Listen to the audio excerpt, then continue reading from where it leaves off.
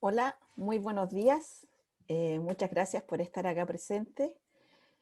Hoy el Laboratorio de Planificación Territorial de la Universidad Católica de Temuco les da la cordial bienvenida y agradece a cada uno de ustedes por su presencia en este seminario llamado Gestión de la Emergencia desde lo local a global, esto en la conmemoración del Día Internacional para la Reducción del Desastre. Me presento, yo soy Catherine Hermosilla, soy parte del equipo del Laboratorio de Planificación Territorial. En esta instancia estaré como moderadora en este seminario que estamos realizando. ¿Por qué estamos realizando este seminario? La Asamblea General de la ONU decidió designar el día 13 de octubre como el Día Internacional para la Reducción de Riesgo de Desastre, con el propósito de concienciar a los gobiernos y a la opinión pública para que tomen medidas encaminadas a minimizar los riesgos. El Día Internacional para la Reducción del Riesgo de Desastre de este año se trata sobre la gobernanza. La buena gobernanza del riesgo de desastre se puede medir en las vidas salvadas, en la reducción del número de personas afectadas por los desastres y la reducción de las pérdidas económicas. El COVID y la emergencia climática nos advierten de la necesidad de implementar una visión a largo plazo con instituciones que planifiquen, que sean competentes y empoderadas y que actúen en función de evidencia científica a favor del bien común. Esto requiere contar con estrategias nacionales y locales para la reducción del riesgo de desastre. Es por ello que hoy estamos aquí, de forma virtual, debido a estos últimos acontecimientos, pero no queriendo dejar de celebrar o de conmemorar este día para compartir experiencias y conversar en relación a qué podemos nosotros generar desde los gobiernos locales para la gestión del riesgo de desastre, para así poder generar políticas públicas para nuestros gobiernos nacionales. ¿Cómo vamos a implementar este seminario? Les comento que la modalidad será que cada expositor realizará su exposición. Como sabemos, tenemos 3 expositores que nos acompañan durante esta jornada, el doctor Fernando Peña, el doctor Vicente Sandoval y la doctora Carolina Martínez. Se realizarán las exposiciones y al final de la jornada tendremos una ronda de preguntas y una reflexión, una mesa virtual, se podría decir, en torno a las temáticas presentadas. ¿Cómo nos vamos a coordinar? Se habilitará un chat, que ahora lo pueden tener a mano, que en el chat vamos a pedirles que por favor ustedes pudiesen ingresar sus comentarios y sugerencias en relación a cómo se está viendo el seminario, si hay algún inconveniente, para que a nosotros igual nos ayude. Pero se habilitará un formulario para las preguntas, el cual el link ya está ingresado en el chat y luego lo vamos a ir reprogramando. ¿Cuál es la idea de esto? Que ustedes puedan hacer clic en este link, puedan ingresar y ahí pueden escribir su pregunta y a qué expositor va dirigida esta pregunta. ¿Cuál es la idea? Que al final de la jornada, como les comentaba, yo como moderadora genero las preguntas a cada uno de los expositores y se le da la palabra si alguien más quisiera generar algún tipo de intervención. Bueno, esperando entonces que todo haya quedado claro, vamos a dar inicio a nuestra primera exposición de esta jornada de este seminario. Como les comentaba, el Laboratorio de Planificación Territorial de la Universidad Católica de Temuco está desarrollando hoy en día un proyecto, el cual es un proyecto FONDEF y se titula La gestión del riesgo de desastre ante la ocurrencia de eventos catastróficos a través de escenarios prospectivos de soporte decisional, un aporte piloto geoespacial para el fortalecimiento de la resiliencia en la región de la Araucanía. Kimyam Data se le ha llamado de forma a este proyecto que su objetivo es fortalecer la gestión del riesgo de desastre ante la ocurrencia entonces de estos escenarios de que podían existir por medio de un soporte decisional en la plataforma web. ¿Quién nos presentará esta presentación? El director del Laboratorio de Planificación Territorial, el doctor Fernando Peña. El doctor Fernando Peña ha participado y liderado importantes proyectos de investigación científica tecnológica en el ámbito de la ciencia básica y también de la investigación aplicada. Ha generado y ha tenido proyectos FONDEF, FONDECIT, Núcleos Milenios, entre otros. Actualmente integra el grupo de estudio de geografía y urbanismo de FONDECIT. Tiene una activa participación en redes y grupos nacionales e internacionales ligados a las ciencias geográficas. En el ámbito de aplicación profesional y asistencia técnica, ha dirigido y participado en numerosos proyectos con el sector público y privado a nivel nacional y en especial en las regiones de la macrozona centro-sur, la Araucanía, los ríos y los lagos. La importante labor realizada como académico e investigador de la Universidad Católica de Temuco ha sido reconocida tanto nacionalmente como internacionalmente. Dejo con usted entonces al doctor Fernando Peña Cortés. Adelante.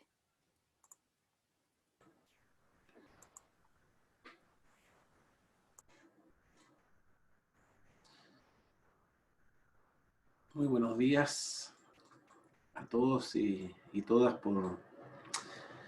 y muchas gracias por acompañarnos en esta conmemoración que es muy relevante desde el punto de vista de lo que es la realidad de un país como Chile. Agradecer a los colegas Carolina Martínez de la Pontificia Universidad Católica de Chile y Vicente Sandoval de la Universidad Libre de Berlín en Alemania por acompañarnos como equipo del Laboratorio de Planificación Territorial de la Universidad Católica de Temuco a poder discutir y conversar respecto a las temáticas de la gestión del riesgo desastre. Esta es una temática de mucha relevancia en Chile. Nuestro país es de los países con mayor dinámica en cuanto a la manifestación de eventos naturales extremos. Numerosos tsunamis, terremotos, erupciones volcánicas tenemos en nuestra historia reciente. Y por lo tanto, el trabajo que tenemos que desarrollar como instancias académicas, como instancias formadoras y también como instancias de vinculación con la sociedad y de respuesta a las necesidades de la sociedad, es poder entonces mantener e ir aportando en la educación y en la resiliencia de lo que es una sociedad bien preparada. Este proyecto denominado Quiñem-Data, gestión del riesgo desastre ante la ocurrencia de eventos catastróficos a través de escenarios prospectivos de soporte decisional, surge aquí, en la Araucanía. Surge a partir de un piloto geoespacial que busca entonces fortalecer la resiliencia en uno de los eslabones más importantes de la gestión del riesgo. ¿Cuál es? El eslabón local, el eslabón comunal. Cuando nosotros enfrentamos una emergencia, sin duda que uno de los primeros que está ahí frente a la comunidad es el municipio, es la propia comuna, es el entorno local.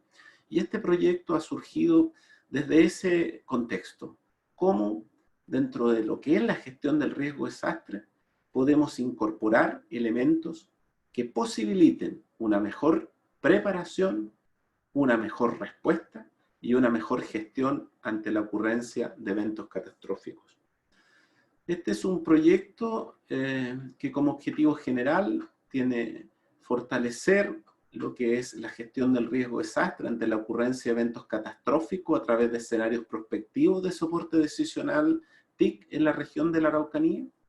Para ello hemos trabajado con ONEMI de la región de la Araucanía y los encargados de emergencia comunal y regional con el objeto de levantar requerimientos, escalas de información, mecanismos e instrumentos de planificación.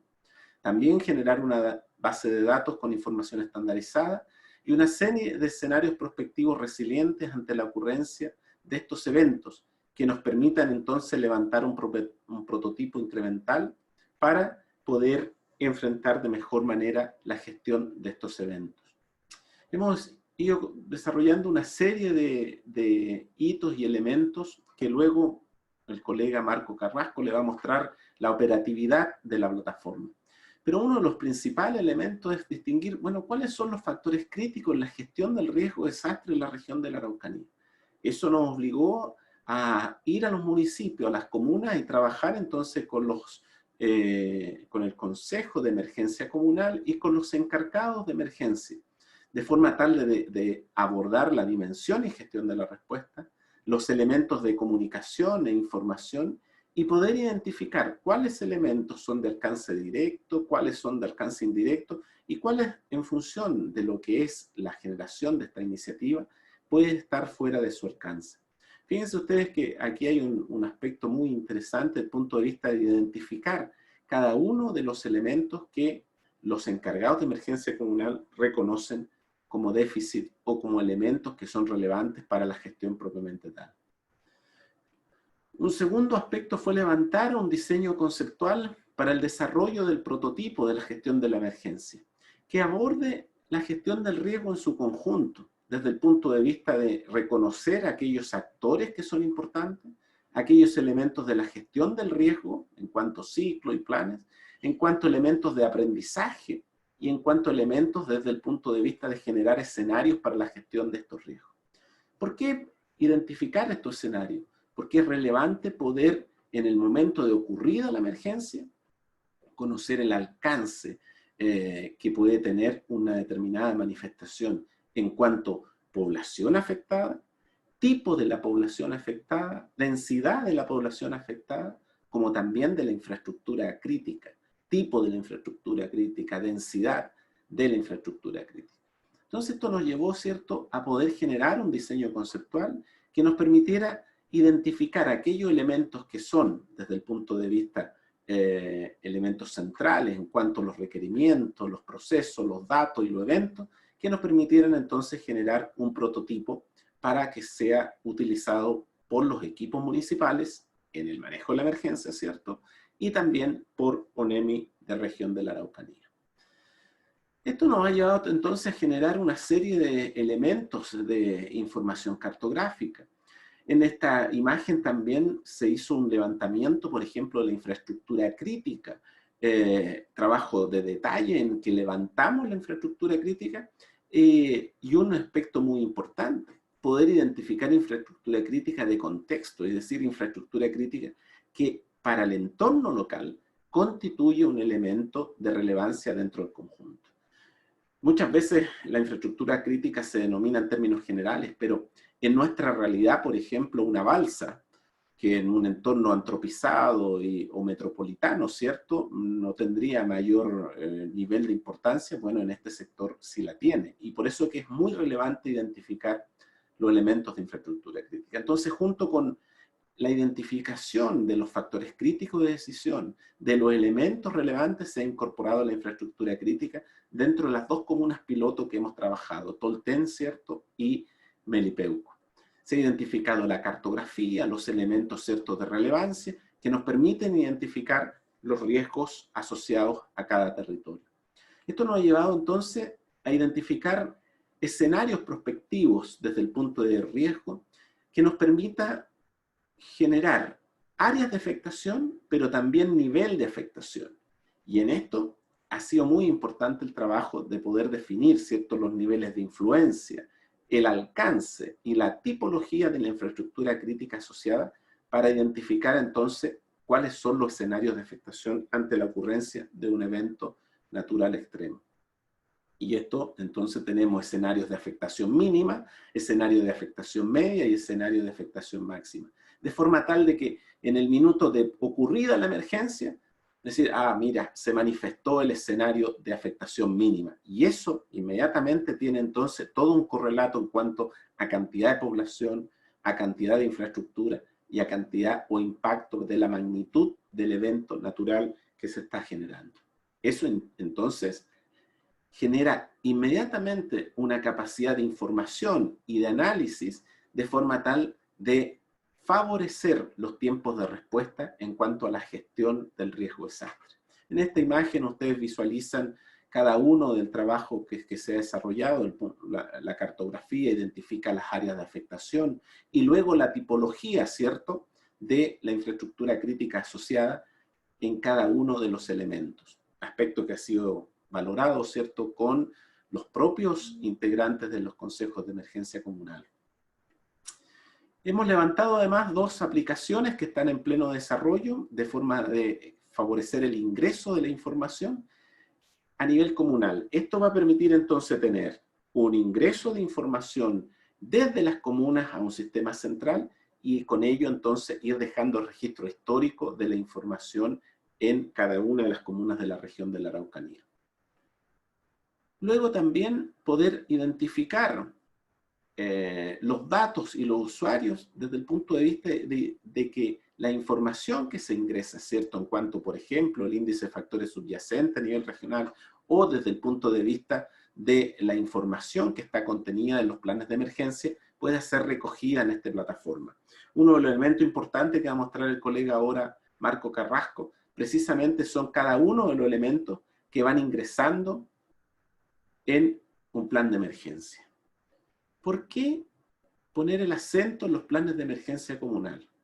Lo señalaba al inicio, porque son la primera respuesta desde el punto de vista de la emergencia. Pero además, porque hay una carencia muy importante en cuanto a uniformar los contenidos de los planes de emergencia, en cuanto a generar la cartografía, identificar las áreas de evacuación, identificar los puntos de encuentro, y eso desde un punto de vista espacial. Entonces la plataforma nos genera, desde ese punto de vista, un avance sustantivo. Fíjense ustedes que a nivel regional, más del 60% de las comunas aún requiere, ¿cierto?, terminar adecuadamente su plan de emergencia. Eso hace una necesidad y esta herramienta favorece ese proceso. Por eso que hemos trabajado en detalle en procesos de terreno, de trabajo de talleres, que permitan incorporar cada uno de los elementos que los consejos de emergencia comunal, los comités de emergencia comunal y los encargados de emergencia nos indican como los elementos que son más pertinentes de incorporar en la plataforma. Marco, adelante. Hola, muy buenas. Ahora voy a compartir mi pantalla para presentarles a ustedes cómo funciona la plataforma Kimgen Data.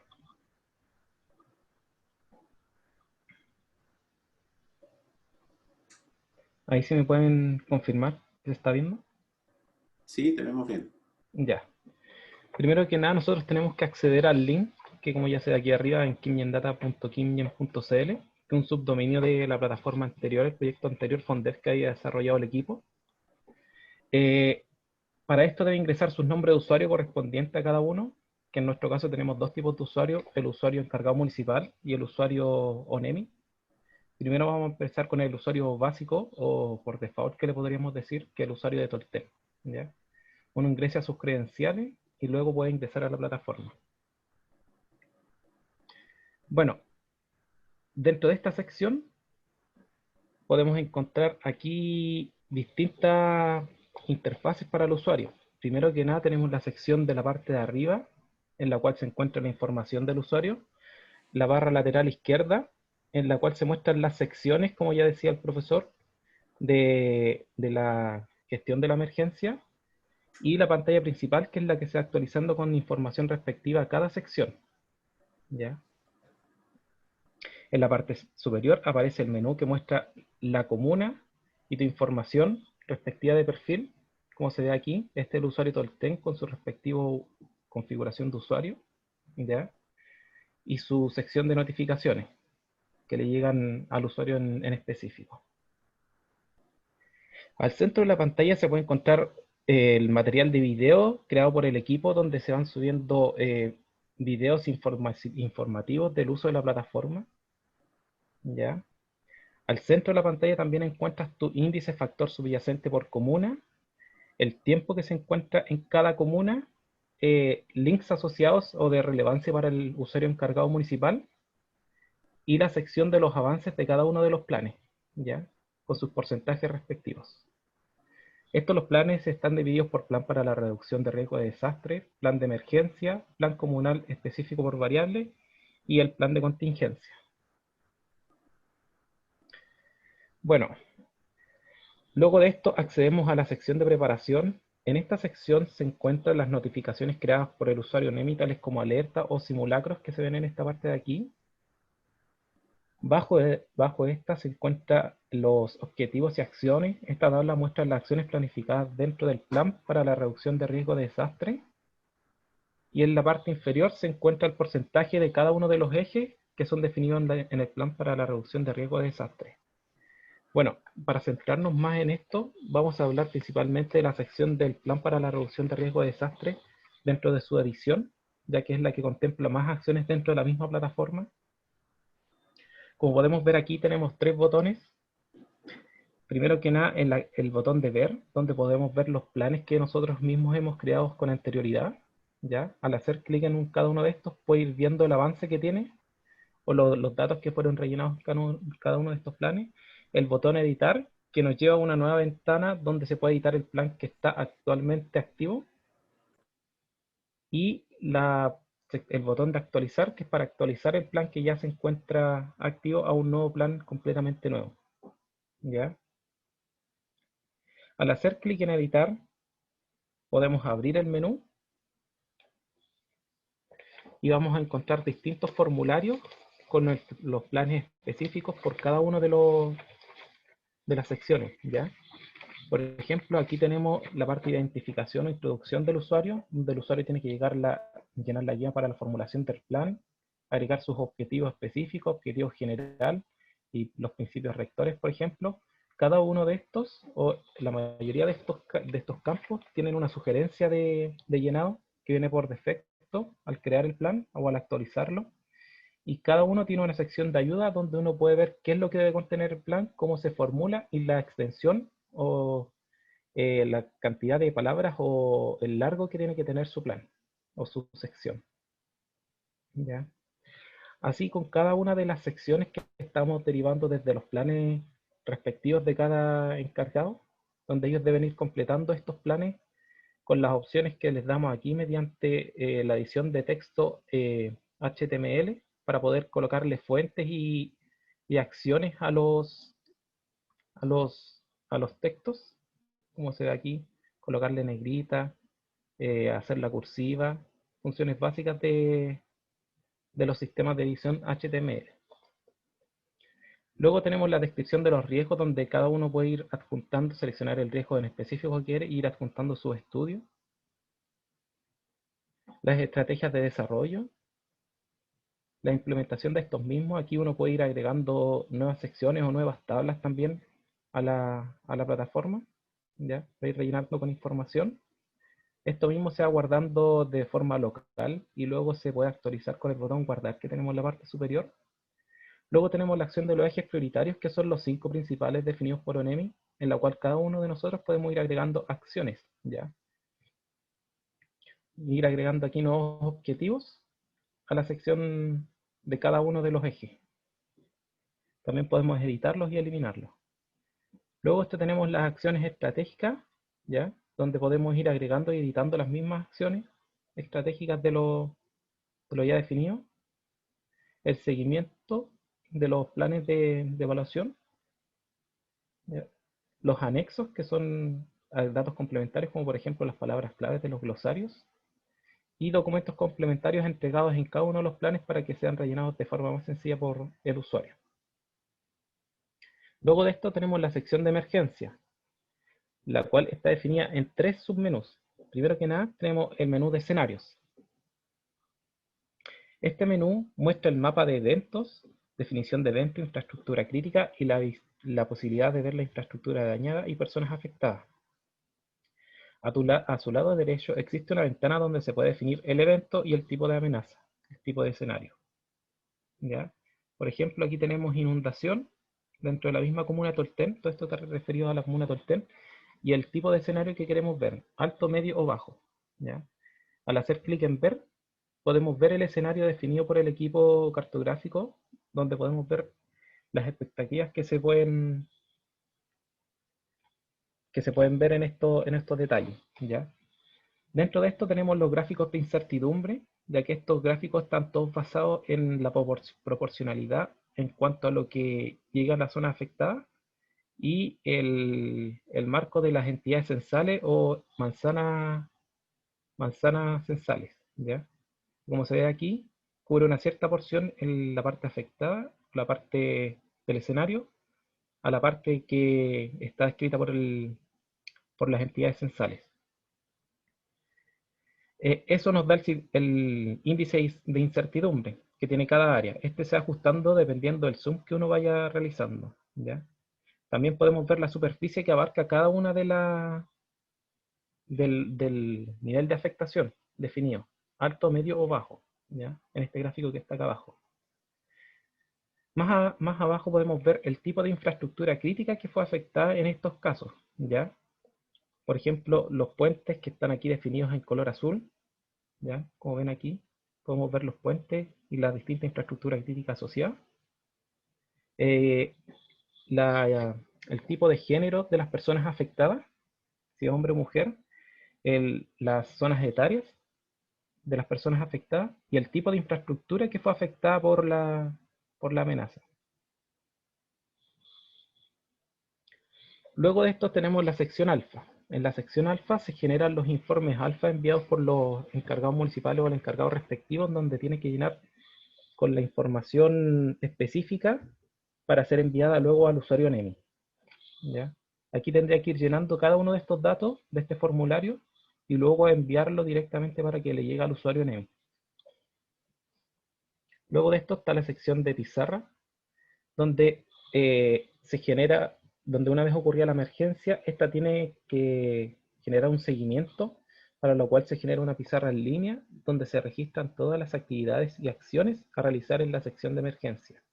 ¿Ya? Es una pizarra para que el encargado municipal vaya llenando con información de tareas y la descripción de las tareas que están encargadas a cada uno de esos usuarios. Luego de esto tenemos un historial para que los mismos usuarios vayan viendo qué fue lo que fueron agregando ellos en la pizarra digital anterior para tomar de referencia para nuevas emergencias. Luego de esto pasamos a la sección de recuperación. En esta sección se incorporan las acciones de los distintos planes y se generan acciones para la recuperación del territorio luego de una emergencia. Se muestran las acciones que duran hasta 3 años. Además se incorporan aquellas que no se completaron durante la sección de emergencia. Como ven aquí tenemos la pizarra digital y la de acciones estratégicas, que está derivada del plan para la reducción de riesgo de desastre. Y como mencionaba antes, esta tiene acciones que están derivadas a realizarse hasta un marco de máximo 3 años. ¿Ya? Y la pizarra digital son acciones que fueron derivadas de la emergencia anterior, pero que no fueron finalizadas.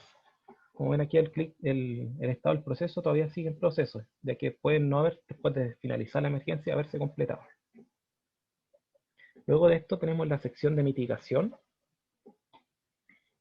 En esta sección se incorporan las acciones descritas en los planes en el plan para la reducción de riesgo de desastre, y estas son acciones que superan los 5 años. Funcionan de la misma manera que el de la sección de recuperación, pero en este caso son acciones que están planificadas para más de 5 años.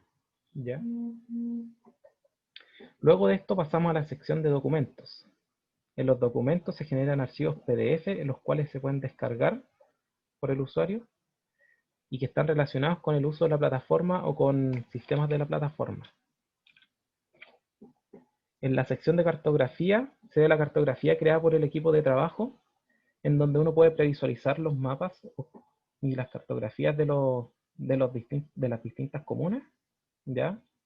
Hacer un zoom respectivo a cada una de estas y poder descargar esta misma cartografía para tenerla en su repositorio local, ¿ya?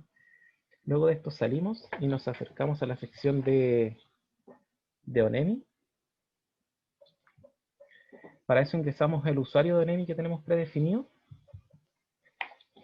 Y como vemos aquí, la estructura es similar, ya que tenemos la barra lateral izquierda con las secciones de la gestión de la emergencia y la barra superior con la información del usuario, que como vemos aquí son un poco más extensas que la del encargado municipal. En esta sección tenemos primero que nada los videos del uso de la plataforma e información de la plataforma que funcionan de la misma manera que para el encargado municipal. La sección de tweets, que está incrustado en la plataforma para ver los últimos tweets de ONEMI Nacional. El tiempo de la comuna a la cual está asociado. Y también se pueden ver el mapa con los índices, factores subyacentes a cada comuna de la región. En este mapa, el usuario ONEMI tiene que ir actualizando los datos que están aquí ya agregados. Luego de esto también tiene links de interés para el usuario ONEMI para hacer más corta la transacción, el hipervínculo a otras plataformas. Y como vemos aquí está compuesta por la misma cantidad de secciones que el usuario encargado municipal. Ahora pasaremos a revisar la sección de preparación del encargado ONEMI, donde se pueden ver los porcentajes de avance a nivel regional de cada uno de los planes, para que vayan viendo cómo va siendo el avance a nivel regional de los encargados municipales. Podemos ver el detalle de cada uno de estos, ¿ya? De forma más extensa de cada comuna, y podemos irnos a cada una de las secciones que ya mencionamos anteriormente, por ejemplo la comuna de Tolten que ya veníamos hablando, y ver los detalles de esta misma comuna y ver los avances que ellos están realizando, ¿ya? Ver en línea cómo van ellos avanzando con todos sus planes, y también podemos descargar el archivo PDF asociado a este plan.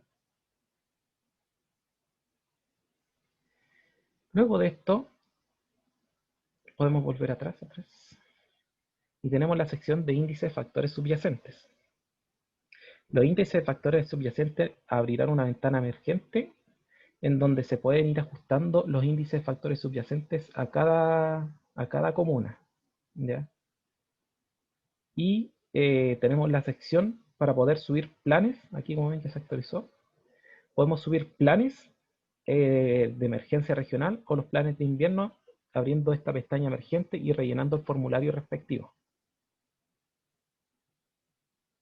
Luego de esto pasamos a la sección de emergencias del usuario ONEMI, en donde se mostrará primero que nada los escenarios, el cual muestra un mapa a nivel regional, donde al lado derecho se encuentra una ventana donde se pueden ingresar los parámetros de ubicación, el de amenaza y el de nivel de afectación. Por ejemplo, queremos ver el mismo que habíamos visto antes de Tolten, inundación y nivel medio. Le damos clic a ver escenario y podemos ver el mismo escenario que habíamos visto anteriormente. Luego de esto podemos darle generar alerta, lo cual nos va a redirigir a la siguiente pestaña con los datos ya pasados anteriormente. En base a esto podemos ir sumando comunas y generar la misma alerta, ¿ya? Con un texto comunicado para que se les notifique al usuario, ¿ya? Aquí lo vamos a rechazar para no generar una alerta actualmente. Luego de esto tenemos la gestión de la alerta, en donde podemos ver los informes alfa que son enviados por el encargado municipal, los encargados municipales. Y tenemos la sección de seguimiento, que actualmente no tenemos nada activo, así que no se ve, ¿ya? Luego de esto pasamos a la sección de recuperación, que es básicamente ver lo mismo que habíamos visto en el usuario encargado municipal, solamente que a nivel regional, con las mismas características que habíamos mencionado anteriormente, que en el plan, en la parte de recuperación, los planes tienen que ser hasta un máximo de 3 años, que se encuentre dentro del plan para la reducción de riesgo de desastre de cada uno de los usuarios de encargados municipales.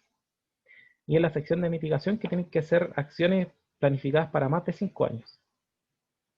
Luego de esto también tenemos la sección de documentos, que es un repositorio que funciona de la misma manera que el del encargado municipal. Y la sección de cartografía, que muestra toda la información, aunque en este caso principalmente a nivel regional, como por ejemplo aquí tenemos el asentamiento humano de Pucón, de Melipeuco, de Tolten, y en eso funciona la plataforma actualmente. Se están desarrollando talleres junto con los encargados municipales y usuario NEMI para generar versiones mediante simulacros alfa, se puede decir, alfa y beta, con ellos mismos para probar cada una de las secciones. Ahora, Katy, si tiene algo más que complementar durante la presentación de la plataforma, le doy el pase.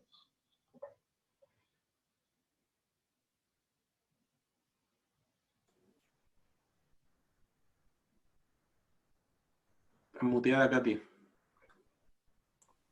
Perdón. No sé si don Fernando quiere agregar algo más. Sí, yo quisiera decir que esta plataforma es posible porque hemos tenido un trabajo muy de detalle con los profesionales de ONEMI, región de la Araucanía, y también con los encargados de emergencia de las comunas de Tolten y también de Milipeuco. Entonces, sin lo cual este trabajo no hubiera sido posible, así que aprovecho la ocasión de agradecer este trabajo mancomunado que hemos tenido y que nos permite, digamos, hoy día levantar esta plataforma que va en directa respuesta a una necesidad muy importante en materia de gestión del riesgo de desastre. Con eso terminamos, Katy. Gracias. Muchas gracias, don Fernando, por la presentación. Le damos las gracias por la presentación a él y también a Marco Carrasco, que nos ha mostrado, informado en relación a este proyecto Kim Data para los escenarios para la gestión de la emergencia. Como les recuerdo, en el chat está el link en donde cada uno de ustedes puede realizar sus preguntas a los expositores. Ya hemos pasado esta primera exposición, nosotros estamos recabando aquí todas sus preguntas para luego al final de la jornada tener una conversación en donde a cada uno de los expositores se les dará a conocer sus preguntas.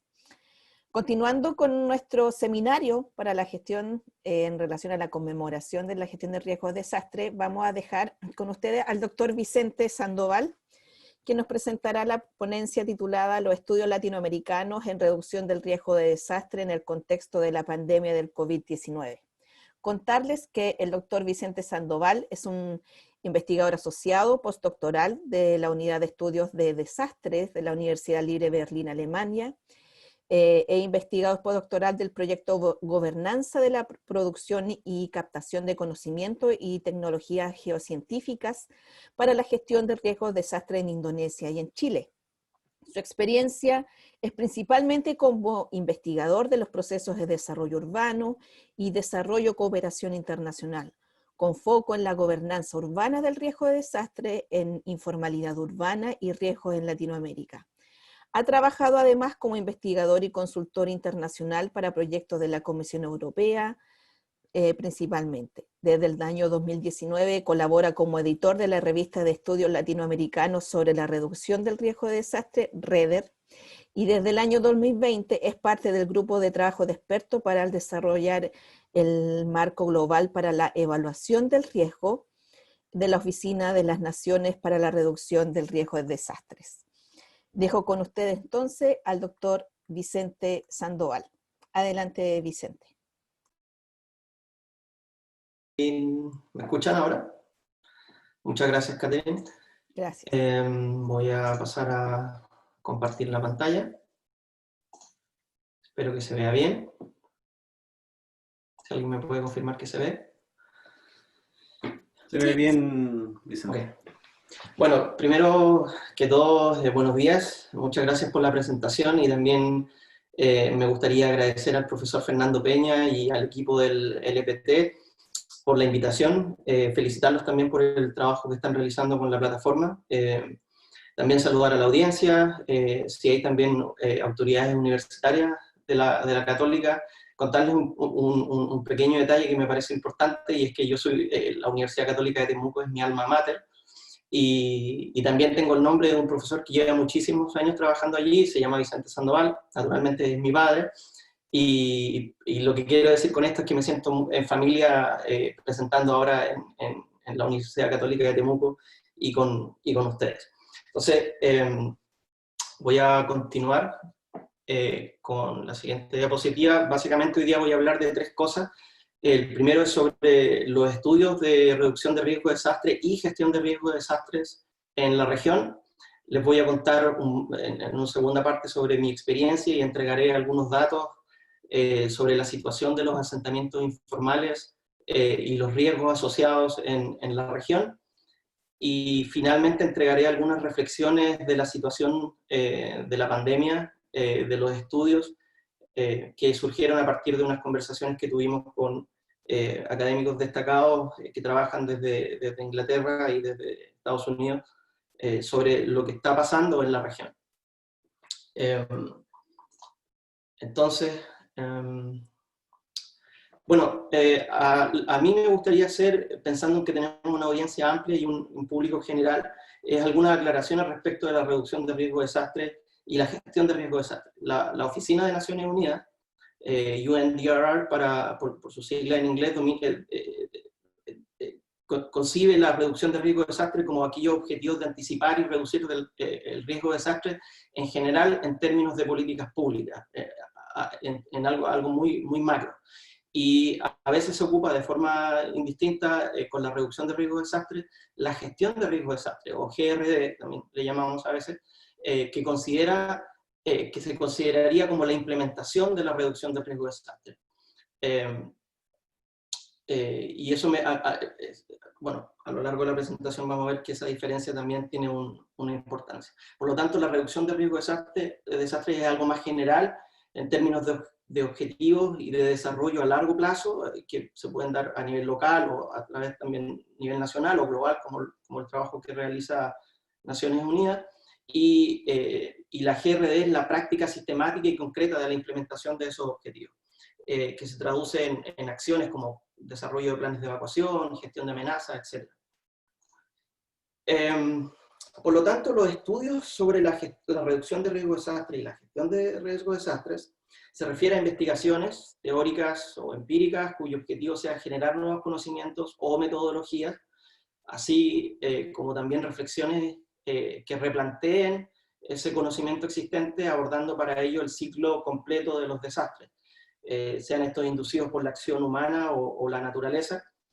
Me refiero a la respuesta, a la rehabilitación, reconstrucción y así hasta la preparación y la alerta.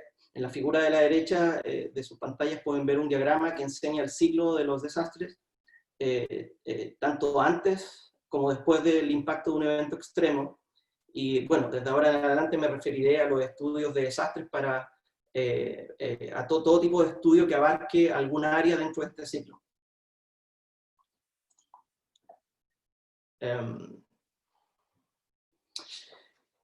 Bueno, los estudios de desastres de la región se remontan hace 2 o 3 décadas atrás, o más tiempo, pero más o menos como consolidándose en esa época. Y son muchas las disciplinas y campos del conocimiento a los que se han abogado al estudio, desde la geología, geografía, psicología, más recientemente los estudios del desarrollo en los que me he formado y he trabajado, y más recientemente se han integrado miradas interdisciplinarias y transdisciplinarias para entender estos fenómenos socionaturales. Para mí es importante señalarles que lo que les voy a contar en esta presentación es sobre estudios, vienen de mi experiencia y mi formación en el área de los estudios urbanos, de la planificación y del desarrollo. En específico sobre un tema que para mí es inquietante, el tema de los asentamientos informales y su relación que tienen con los riesgos. Me voy a basar en los aportes que he hecho para Naciones Unidas a través del Informe Global de Reducción de Riesgo de Desastres del año 2019, el GAR, y también el trabajo que realicé para USAID a través de la Florida International University en Estados Unidos los últimos 2 años, desde el 2017 hasta el 2019, y también mi trabajo como consultor para el European Research Council, el ERC, el Consejo Europeo de Investigación, y por último, y no menos importante, también desde mi rol como editor de la revista de estudios latinoamericanos REDER, que ya Catherine la introdujo, en la que llevamos 4 años ya publicando semestralmente números cada vez con más volumen, con más números de artículos y más competitivos. Específicamente voy a hablar de 2 outputs, de 2 publicaciones que contienen datos que me parecen muy interesantes de considerar para entender la situación de los riesgos urbanos en la región. El primero es un contributing paper, es algo así como un documento de trabajo que publicamos para el informe global sobre reducción de riesgo de desastres que publica bianualmente Naciones Unidas. Estos se utilizan para elaborar el informe que genera Naciones Unidas y deben contener información actualizada y ser metodológicamente muy coherente. En el caso del documento de trabajo, lo elaboramos junto al profesor, el doctor Juan Pablo Sarmiento, de la Florida International University, y trata de una relación olvidada, ignorada, es lo que planteamos nosotros, entre el desarrollo urbano, la reducción del riesgo y los asentamientos informales. Para realizar este trabajo nos basamos en los reportes nacionales que los países de la región elaboraron en el proceso preparatorio hacia la tercera conferencia de Naciones Unidas sobre el hábitat, también conocida como Hábitat 3, que se llevó a cabo en Quito, Ecuador, el año 2016. Y este paper, bueno, está en inglés, pero es de acceso gratuito en la página que está ahí en Naciones Unidas, y posteriormente esa publicación se expandió y fue incluida en un número especial de la revista DPM, publicada este año. DPM es una de las revistas top en el área y por eso me siento muy orgulloso que hayan incluido nuestro trabajo en esa revista. El segundo output se refiere a mi experiencia como investigador postdoctoral en el programa de reducción de riesgos en las Américas, que fue financiado por USAID y gestionado por la Florida International University, donde tenía mi oficina. USAID es la agencia estadounidense para cooperación internacional, y su programa OFDA, que es para asistencia en caso de desastre, asistencia humanitaria, y es un análisis del desempeño del programa que tiene USAID para Latinoamérica y el Caribe en temas de reducción de riesgo urbano. Ellos utilizan un enfoque que se llama enfoque urbano, y hace 10 años que lo estaban aplicando y necesitaban saber cómo lo estaban haciendo. Entonces pasamos 2 años estudiando ese tema y tuvimos varios descubrimientos respecto a la situación de los riesgos urbanos, la informalidad, etc. Esos documentos, ese es el último informe, está en español y en inglés, y se puede descargar desde la página de USAID. Bueno, traigo unos pequeños gráficos como para ir matizando el tema. Parto por mostrarles cuál es la proporción de la población urbana viviendo en asentamientos informales en la región. Esto es muy general, pero da cuenta de que hay realidades muy dispares en toda Latinoamérica y el Caribe. Por un lado, hay países con índices de informalidad urbana muy baja, entre ellos está Chile, y otro grupo de países, me refiero a los que están abajo de la tabla del gráfico, y otro grupo de países en situaciones algo extremas, como los que están arriba de la tabla. Estos porcentajes representan la proporción interna de cada país, pero claramente las cifras más dominantes en términos absolutos están en los países como Brasil, México y Perú. Entre estos 3 países se concentra alrededor de 58 de los 105 millones de residentes en barrios informales que existen en la región, que es un poco más del 50% del total de la región, de personas viviendo en asentamientos informales. Entonces, ¿qué vamos a entender por asentamiento informal? No quiero traer aquí una definición, sino mostrarles más o menos todos entendemos que, para mí es importante aclarar que la informalidad no es solamente un tema legal de los papeles, que la vivienda sea ilegal, y así lo entienden también los Estados miembros de Naciones Unidas. Desde el 2003, los Estados miembros de Naciones Unidas acordaron referirse a los asentamientos informales como áreas residenciales en las cuales, uno, los habitantes no ostentan derecho a tenencia sobre las tierras o viviendas en las que habitan, y van de modalidades desde ocupación ilegal hasta arriendo informal. Segundo, los barrios suelen carecer de servicios básicos e infraestructura urbana, o son muy precarias, y tercero, las viviendas suelen no cumplir con las regulaciones de construcción y de planificación, y suelen estar ubicadas geográfica y medioambientalmente en áreas peligrosas.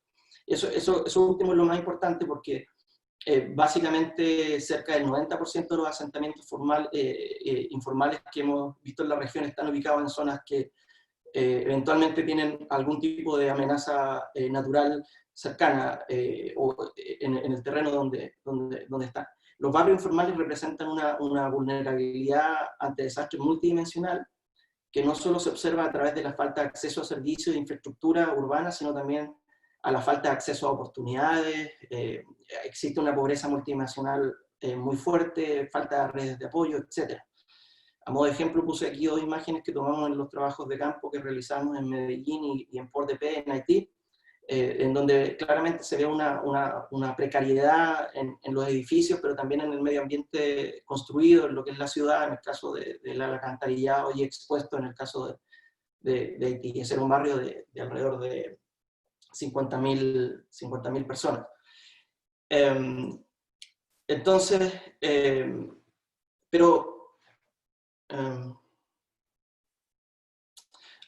sí, pero también se han generado esfuerzos para mejorar y revertir la situación en la región. En esta tabla mostramos en primer lugar la red de centros urbanos que hay en la región, que considera alrededor de 47 ciudades, cada una con más de 1 millón de habitantes.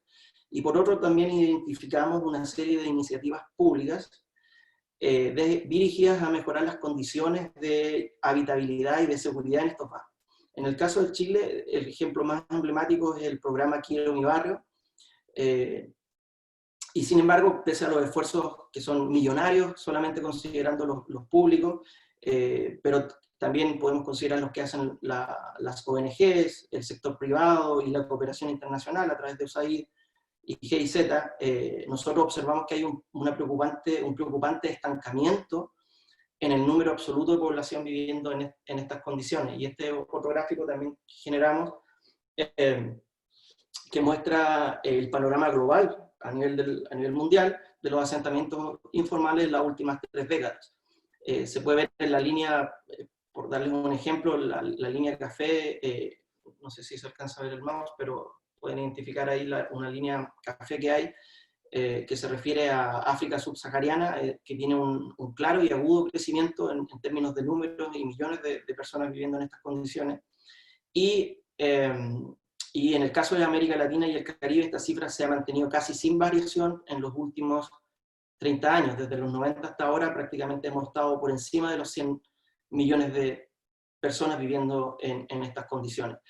En condiciones de precariedad, precariedad de la vivienda, precariedad laboral, precariedad, vulnerabilidad ante los desastres, en el sentido que también están muy expuestos. Y estos son 5 veces la población de Chile, es una cifra enorme. Y aunque no quiero ser alarmista, las proyecciones que realizan los organismos internacionales como el UNDP, el Programa de Naciones Unidas para el Desarrollo, no son menos alarmantes. El UNDP considera que por el impacto del COVID-19 en lo económico y lo social, unos 45 millones de personas retrocederán a la pobreza y se espera que la gran mayoría de ellos regresen a modos precarios de subsistencia, incluyendo la vivienda. O sea, va a haber una precarización en las viviendas, en los entornos urbanos, y bueno, todo lo que termina por acarrear esto. Por lo tanto, va a haber un incremento de los asentamientos informales de alrededor de un 50%, y con ello también el riesgo de desastres. Si es que esto se junta con amenazas extremas que probablemente llegarán, como nos indican también las cifras y los datos desde del IPCC, el tema del cambio climático. Esta es una foto que tomé el año 2018 desde el barrio Flores de Amancaes, en las laderas de Lima, y es para mostrarles un poco la dimensión del problema al que nos enfrentamos, en específico el tema de riesgos. Estas viviendas carecen de medidas de calidad, seguridad de construcción, sus habitantes sufren a diario por caídas de rocas, deslizamientos de tierras e inundaciones. Y eso que no ha habido un terremoto de grandes magnitudes en Lima, y lamentablemente se espera que llegue, porque hay una zona en frente de la costa de Lima que está muy cercana, y estos barrios van a ser los primeros que van a sufrir las consecuencias y el impacto en cadena que esto tiene para el resto de la ciudad.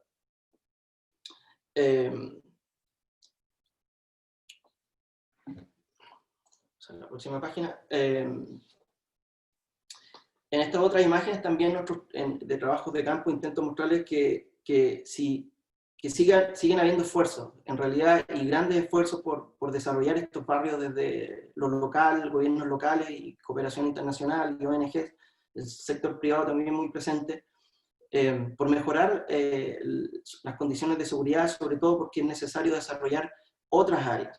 El Estado no puede invertir en servicios de transporte, por ejemplo, en salud o en otras áreas, si no invierte primero en seguridad en las infraestructuras, por ejemplo. Que sea, me refiero a seguridad ante desastres, ante un deslizamiento de tierra, por ejemplo, o inundaciones, por ejemplo. Y las familias tampoco van a invertir en sus propias seguridad, en sus propias viviendas, si las condiciones en el barrio son inciertas. Y me refiero a esto, por ejemplo, el miedo constante, la incertidumbre constante que genera la inseguridad de vivir en un barrio informal y el hecho de que te puedan expulsar en cualquier momento. Y además esto con temas de drogas, con temas de violencia, que son muy fuertes para estas familias y también las ponen en situaciones muy complejas. En las imágenes se muestra cómo se invierte en huertos comunitarios, en escaleras, también en voluntariados para trabajos de emergencia.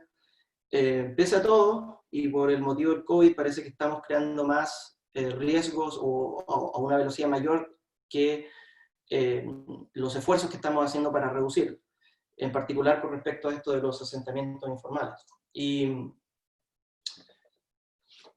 por último, y con esto ya me acerco al final de la presentación, quería contarles brevemente que, bueno, como introdujo Catherine, soy uno de los fundadores y editores de la revista Redder, y desde el 2016 hemos querido iniciar esto en realidad para abrir un espacio para la comunidad hispanoparlante de la región, que pueda publicar y leer investigaciones científicas sobre los desastres, open access, es decir, todo a través de medios digitales y sin cobro para los autores ni para los lectores.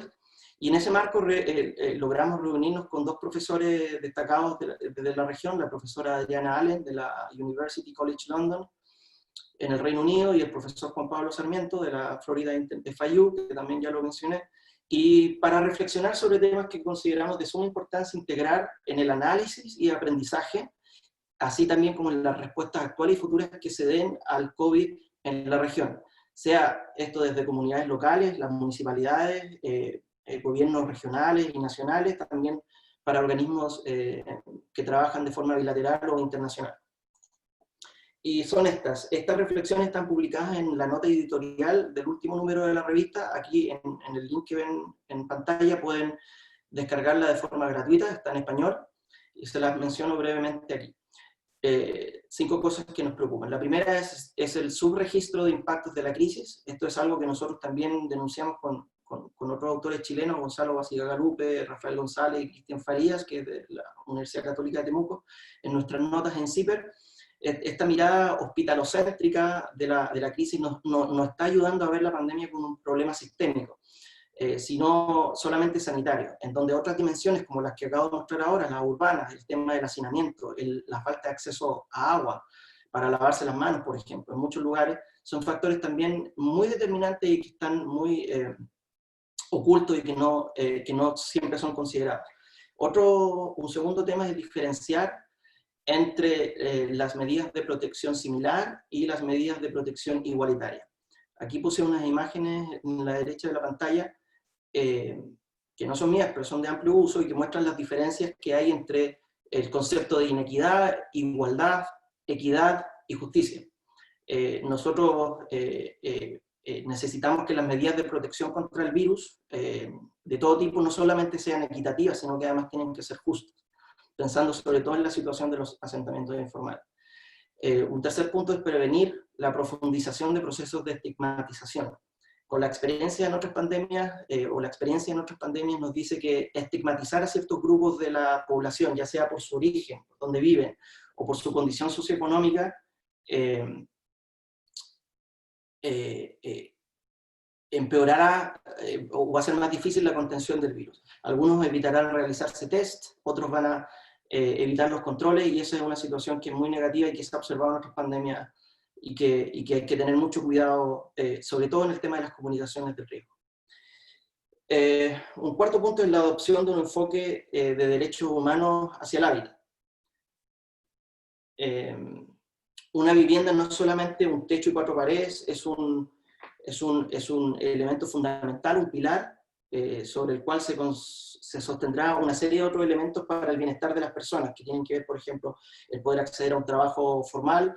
Es necesario tener una dirección formal, para poder recibir ayudas también es sumamente importante. Entonces, la vivienda es mucho más que eso. En algunos casos la vivienda se transforma, y en muchos casos los barrios informales, me ha tocado verlo, se transforman en una fuente de trabajo, porque es el lugar de trabajo, una especie de taller donde se realizan actividades y donde finalmente se generan ingresos.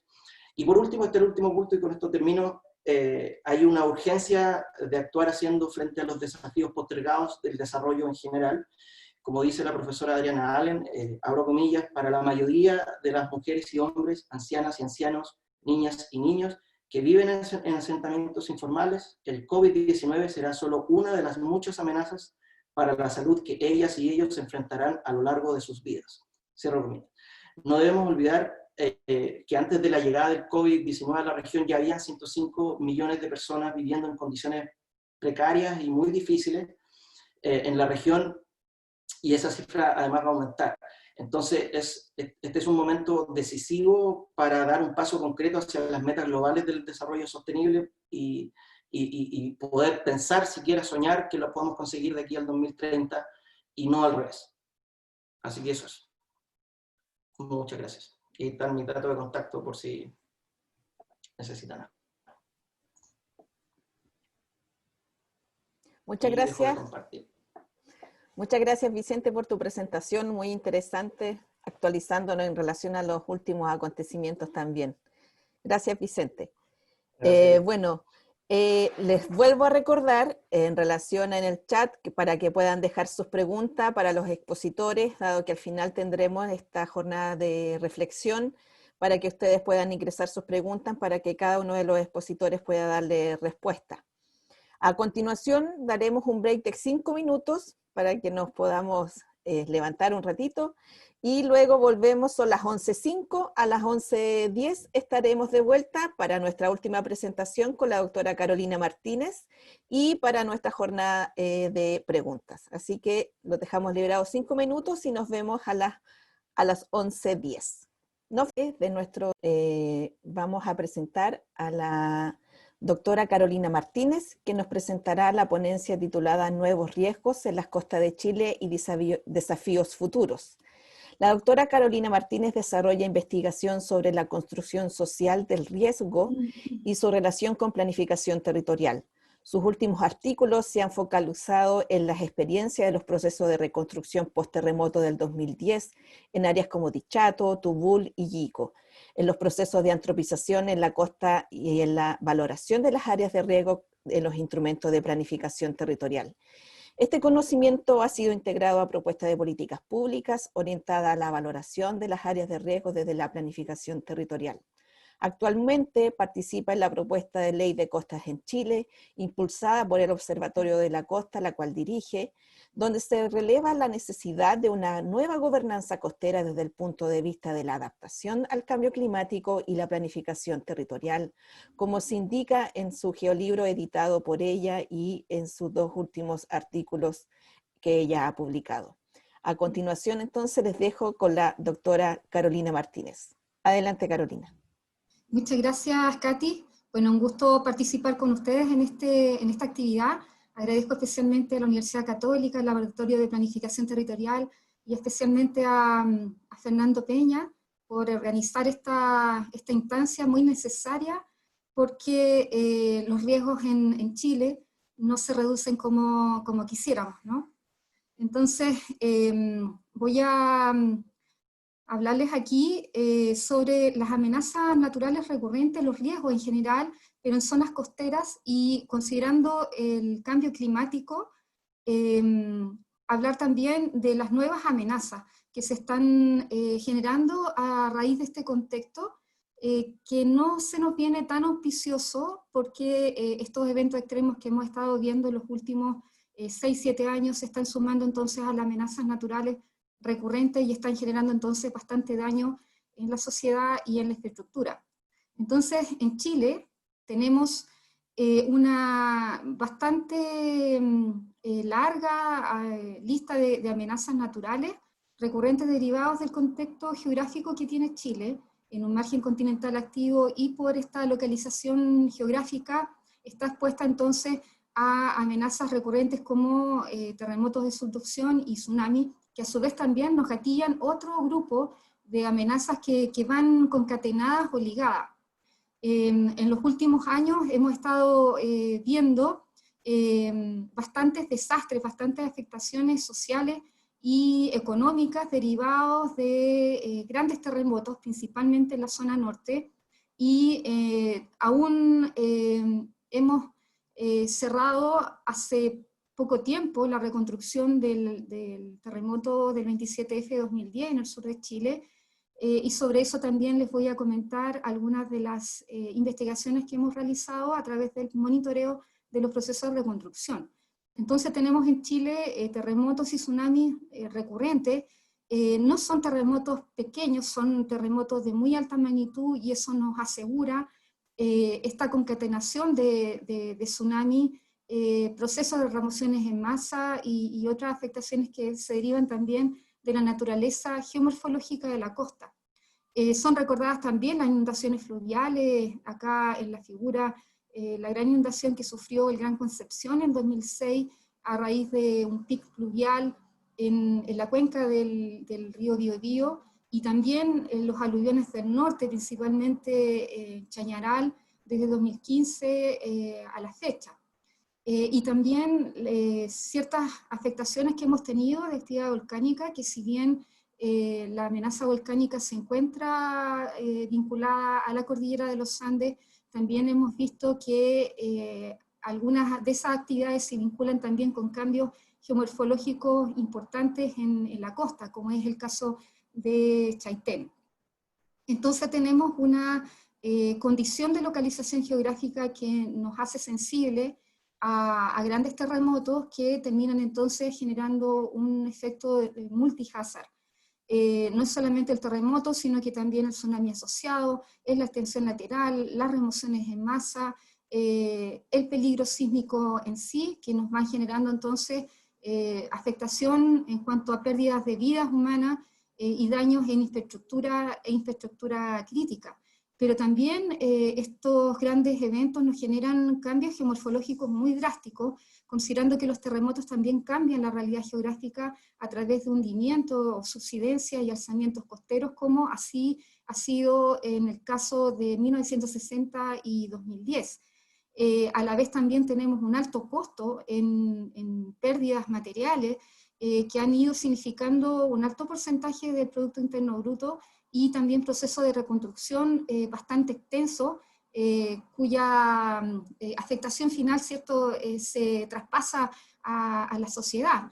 Entonces, algunos de estos ejemplos que hemos estado viendo en el caso del terremoto de 2010 son alzamientos costeros de 2 metros en la zona de Punta Lavapié, en la zona del Golfo de Arauco, que ha ido también generando un proceso de reajuste muy lento, que es también muy interesante porque también ha ido marcando nuestro trabajo científico al poder explicar en distintas escalas de tiempo cómo la costa se reajusta a estas energías que son grandes energías perturbadoras de la morfología en promedio que tenemos en Chile. Entonces tenemos acá, por ejemplo, en la zona de Tubul, alzamientos de 1.4 metros, desecación del humedal costero por parte del tsunami.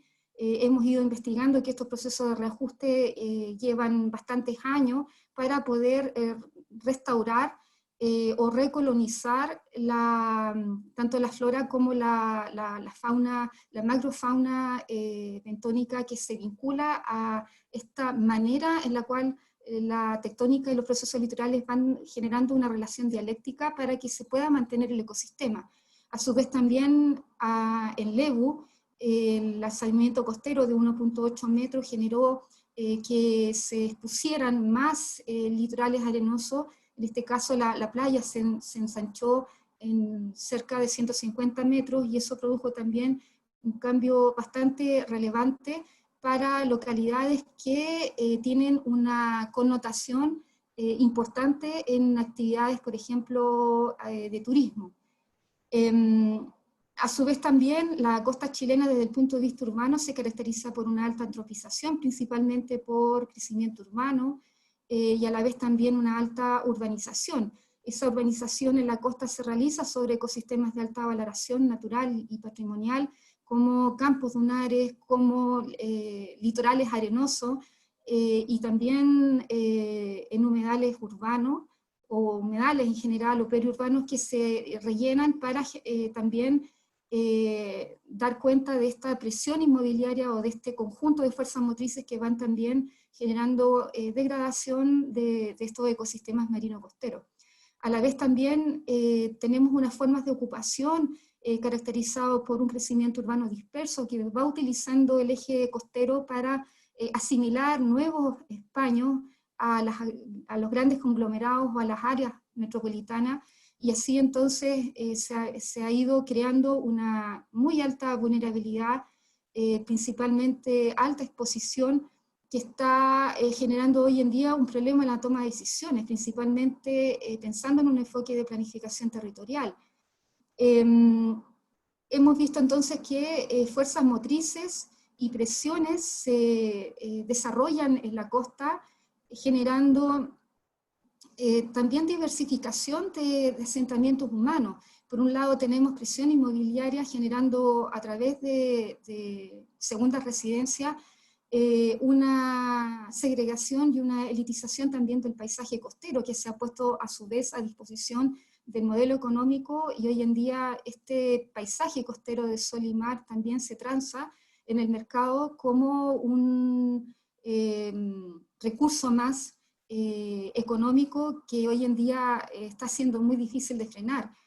A su vez también los ecosistemas costeros que hoy en día son soporte de este crecimiento urbano elitizado, ha sido también objeto de degradación, por ejemplo, extracción de arena de los campos dunares o relleno, ¿cierto?, de humedales costeros que hoy en día también tienen una forma de regulación a través de la ley de humedales urbanos, pero ha sido también impulsado por muchos grupos ciudadanos que están hoy en día intentando conservar estos ecosistemas para evitar la degradación y a su vez también la pérdida de servicios ecosistémicos que son tan altamente valorados en el contexto de cambio climático. Hemos visto entonces que esta manera de ocupación, principalmente en áreas costeras, altamente urbanizadas, se devuelven en forma de desastre cuando estos ecosistemas comienzan un funcionamiento que les corresponde. Por ejemplo, ocupar ciertos humedales y rellenar los humedales a la larga, en condiciones de pico pluvial, sabemos que estos van a ser inundados y van a ser afectados por liquefacción o van a ser también inundados por los tsunamis que se desarrollen.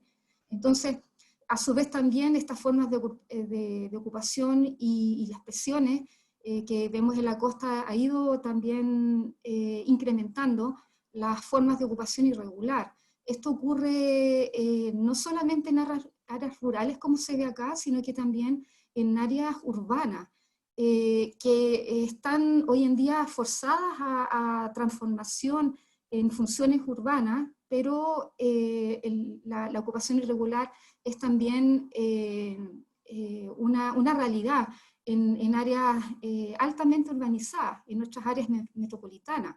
Entonces, tenemos hoy en día una condición de ocupación que incrementa las vulnerabilidades y a la vez también hace que muchas vidas humanas queden expuestos a estos grandes desastres como sí lo hemos estado viendo en los últimos años. Considerando solo las pérdidas económicas, vemos que estos tres grandes eventos han requerido una alta inversión por parte del Estado, pero también han generado un alto costo social, porque los procesos de reconstrucción son lentos, generan también nuevas áreas de riesgo, y tenemos hoy en día la gran interrogante si estos procesos de reconstrucción son realmente agentes de reducción efectiva del riesgo, considerando las políticas públicas y considerando la fortaleza que hoy en día tienen los instrumentos de planificación territorial. Entonces, si tenemos una costa expuesta a estas grandes amenazas que son recurrentes, ¿por qué no logramos entonces reducir el riesgo? Entonces, hemos tenido esta recurrencia de procesos de reconstrucción, esta información está en la página de NIMBU.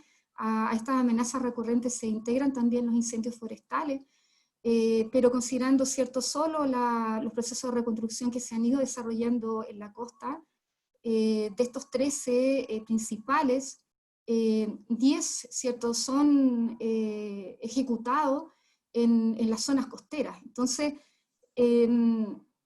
una proyección así de esta situación, si vamos a estar permanentemente siendo afectados por amenazas que son recurrentes, y vamos a estar generando procesos de reconstrucción en Chile, entonces es muy difícil alcanzar el paradigma de la sostenibilidad, pensando a su vez que a esto hay que incorporar el contexto de cambio climático con los eventos extremos que hemos estado viendo en los últimos años. Entonces, con nuestro grupo de trabajo hemos ido monitoreando la realidad de los procesos de reconstrucción en áreas afectadas por el terremoto de 2010 en el Golfo de Arauco, y voy a tomar acá 3 casos que son bastante emblemáticos por la afectación social, el costo económico y a la vez también por el impacto en la transformación de nuevas áreas de riesgo, impulsadas por procesos de reconstrucción. El caso de Ichato, que fue emblemática, considerado cierto la zona cero del daño en el terremoto de 2010, Yico y Tubul, que son áreas rurales, pero también que forman parte del eje costero, que a la larga se esperaría un proceso de periurbanización, como ya lo estamos viendo a nivel de Arauco. Este trabajo lo realizamos junto con Arturo Belmonte, Octavio Rojas de la Universidad de Concepción, Rafael Aránguiz de la Santísima Concepción y Pablo López de la Universidad de Bristol, para hacer justamente una reflexión, un análisis sobre cómo estos procesos de reconstrucción impactan el desarrollo de nuevas áreas de riesgo, y si realmente podemos responder a la pregunta si estos procesos son una herramienta para poder reducir la vulnerabilidad y poder reducir el riesgo en general, de tal manera de no esperar en futuros escenarios similares a estos la misma afectación, que es lo que nosotros queremos generar, considerando, ¿cierto?, el marco de acción de Sendai, o considerando el Objetivo de Desarrollo Sostenible en la Agenda 2030. Entonces, a estas 3 áreas que fueron drásticamente afectadas, murió mucha gente acá, y los procesos de reconstrucción duraron entre 4 a 6 años, se les implementó estos planes maestros de reconstrucción, que fue uno de los instrumentos que se incorporaron a la reconstrucción, pero con la idea de, y cito acá, planificar la reconstrucción urbana de estos centros o poblados costeros afectados por el terremoto de 2010, asegurando una restauración urbanística de calidad, inclusiva e integral. Uno podría entonces asumir que estos planes maestros de reconstrucción apuntan hacia la sostenibilidad y hacia la reducción efectiva del riesgo.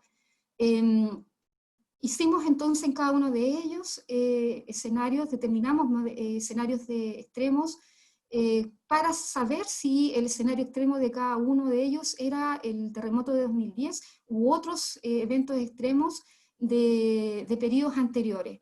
Entonces trabajamos bastante la recurrencia histórica a través de datos sísmicos que fueron luego integrados al modelamiento numérico de tsunami, y se incorporó a su vez también el terremoto del 60 y el 2010. Acá se muestran entonces los resultados de los modelos numéricos que generan entonces una salida gráfica, un plano de peligro que fue comparado, contrastado con los datos de terreno, principalmente de instituciones, para poder ser utilizadas para validación. Entonces, en este caso, el terremoto de 2010 para Ichato sigue siendo un escenario importante, un escenario extremo. Una vez que recogimos los datos de vulnerabilidad a través de Censo 2012 y los contrastamos con datos de vulnerabilidad extraídas de encuestas en terreno entre 2014 y 2015, el resultado fue que el proceso de reconstrucción que incorporaba viviendas denominadas anti-tsunami, bulevar costero, bosques o parques de mitigación, y una bastante transformación, principalmente de los canales y el encauzamiento de los esteros, que en el caso de 2010 propagaron más el tsunami hacia el interior y por lo tanto provocaron más daño. Si uno compara las condiciones pre-desastre y post-desastre, entonces se mantienen las mismas áreas de riesgo. ¿Por qué? Porque principalmente se construyó dentro de las mismas áreas afectadas, aún incorporando estas viviendas palafitos, que fueron bastante costosas, que fueron bastante emblemáticas, porque cambió la tipología del barrio y obligó a mucha gente que vivía cerca de la costa a radicar a otros lugares más alto, cambió entonces la naturaleza del barrio y cambió a su vez también la vulnerabilidad social en general. En una buena parte de este sector en Dichato no fueron restaurados desde el punto de vista del concepto de barrio que se tenía antes del terremoto, y así también recogimos una sensación de no ser incluidos dentro de este proceso de transformación socioterritorial. A su vez también estas viviendas terminaron siendo el primer piso, ¿cierto? Fueron en todas las áreas que se localizaron, incluso en Talcahuano, terminaron siendo llevados a primera planta, y no cumplió entonces el propósito en el cual fueron construidos, que era dejar pasar el agua considerando las altas alturas de flujo que tenía el tsunami. En este lugar específico de Villarrica se podría esperar un impacto directo de los trenes de onda y una destrucción de esas viviendas, por lo tanto las vidas humanas siguen siendo expuestas.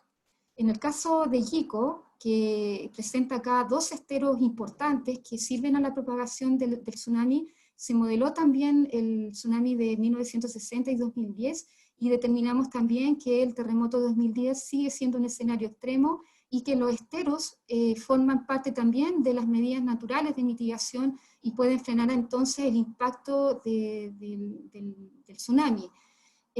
Comparamos también las transformaciones que hizo el plan de reconstrucción al crear también un bulevar, al generar también viviendas para población relocalizada, que terminó también construyendo las mismas áreas de riesgo.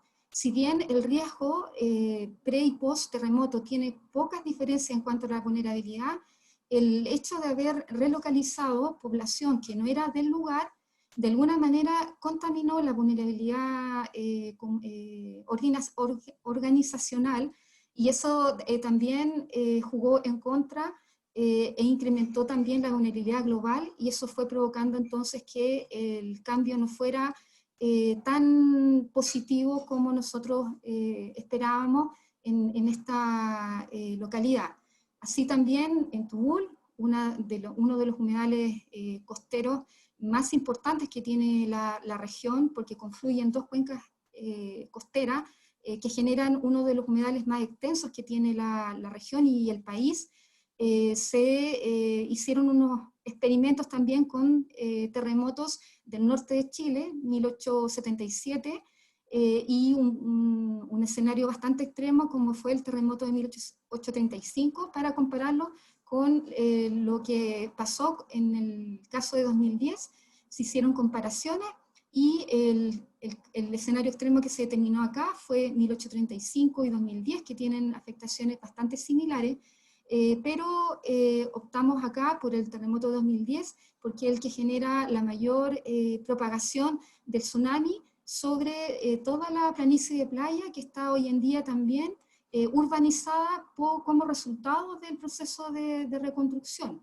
En esta zona, al igual que Yico, también se trajo población externa que fue que generó bastante afectación en la identidad territorial de la localidad, porque se tratan acá de comunidades vinculadas a la pesca, en este caso una población lasquenche que fundó una caleta de pescadores, y donde la principal actividad estaba en la extracción de productos del mar y la recolección de alga gracilaria, que debido a la desecación del tsunami nunca más volvió a crecer, y se produjo ahí entonces un proceso evolutivo de transformación, de diversificación de actividades económicas, y a la vez también un impacto por población no lugareña, que cambió entonces las formas de vida y también cambió la vulnerabilidad. Entonces esta área es una zona expuesta al peligro sísmico. Si se revisan también los planos de Serna-Geomin, esta zona está marcada con color rojo porque está toda afectada por licuefacción, porque es un humedal que se rellenó para poder incorporar toda esta población relocalizada derivado del proceso de reconstrucción. Entonces se terminó rellenando un humedal que puede hoy en día cumplir una tremenda función de mitigación natural para estos eventos extremos, y considerando también la afectación de la erosión costera, que está hoy en día gatillada por las marejadas extremas desde 2015. La población entonces se reconvirtió a desconches de moluscos, que produjo también un impacto de contaminación en el humedal, y a la vez también la relocalización de viviendas, en este caso, mejoraron bastante la calidad de vida de los habitantes, pero en términos de reducción del riesgo de desastre, al estar localizados dentro de las mismas áreas expuestas y dentro del área de exposición directa del tsunami, el riesgo por lo tanto no se nos redujo, y hoy en día vemos entonces esta localidad incrementada en 3 veces la población residente antes del terremoto. Y eso por lo tanto incrementó la vulnerabilidad, incrementó también la exposición y a la vez también produjo un daño ecológico tremendo que hoy en día no sabemos, ¿cierto?, si está totalmente recuperada en cuanto a sus funciones ecosistémicas. A su vez también a esto, que es común para nosotros, ¿cierto? Los terremotos, los tsunamis son parte de la naturaleza con la cual tenemos que convivir, pero asumiendo, ¿cierto?, esa condición, necesitamos hoy en día poder generar medidas efectivas de reducción del riesgo de desastre. A estas entonces se suman estos nuevos riesgos que hemos estado viendo, ya decía, desde 2015 a la fecha, y principalmente en forma de trombas marinas, en forma de huracanes, en forma de marejadas intensas y recurrentes, que están también para quedarse, porque de acuerdo al estudio que hizo el doctor Patricio Winker el año pasado para el Ministerio de Medio Ambiente, sabemos que para un escenario de 45 años, que corresponde a un escenario de emisiones 8.5, sabemos que estos eventos van a permanecer en el tiempo, van a ser parte de la convivencia nuestra con la naturaleza, a las cuales también hay que prestar atención.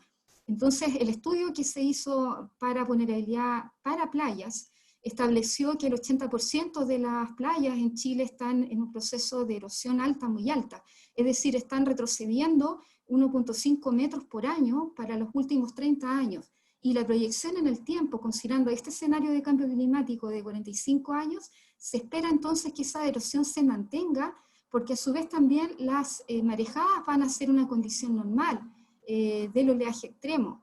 Y para ello, ¿cierto?, nos tenemos que preparar y principalmente conservar los ecosistemas como humedales, playas y dunas, para que sean estos agentes de mitigación natural frente al cambio climático. Si realmente la erosión costera era una nueva amenaza para Chile, nos preguntamos esto en 2016, 2017, comenzamos a hacer un estudio de monitoreo de playas en el litoral central, y hoy en día con el último estudio que se entregó el año pasado al Ministerio de Medio Ambiente, ya sabemos que esto es una amenaza nueva que se debe incorporar al listado que ya tenemos y que representa entonces una condición no solamente impulsada por las marejadas, sino que también por las formas de ocupación y la urbanización que tenemos en el país, que toma estos ecosistemas y los degrada para hacer frente a la presión inmobiliaria que está hoy en día transformando rápidamente nuestros paisajes rurales y lo está asimilando al tejido urbano de manera muy rápida.